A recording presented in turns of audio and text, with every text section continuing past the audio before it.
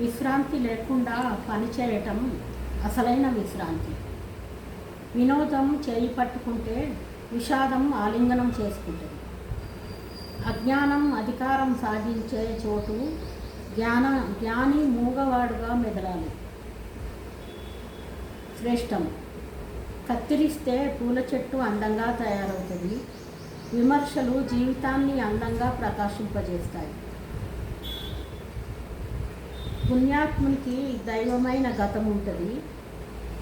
దివ్యమైన తప్పుగా అయితే తిరుబోనా పుణ్యాత్మునికి దివ్యమైన గతం ఉంటుంది. పాపికి ఉజ్వలమైన భవిష్యత్తు ఉంటుంది.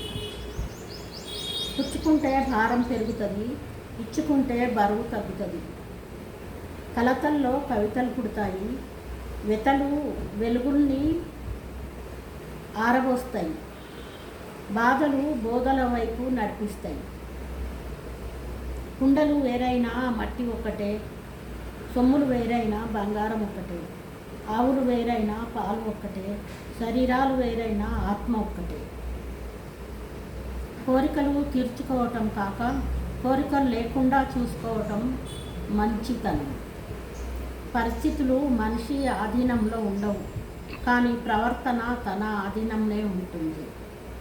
నేరస్తుని మనసు శిక్షించేనంతగా చట్టం శిక్షించదు. ధనం లేకపోతే దారిద్ర్యం బాధిస్తుంది. ధనం ఉంటే ఆశ పీడిస్తుంది.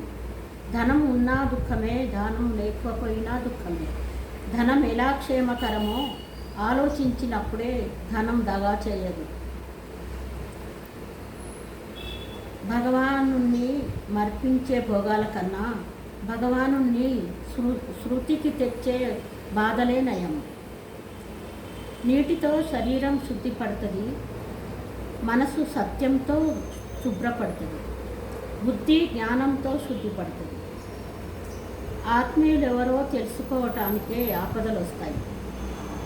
వాంఛనలు తీర్చమని అర్థించే వానికన్నా భక్తిని పెంచమని, ముక్తిని ప్రసాదించమని ప్రార్థించే వానికే పరమాత్మ కృప లభిస్తుంది.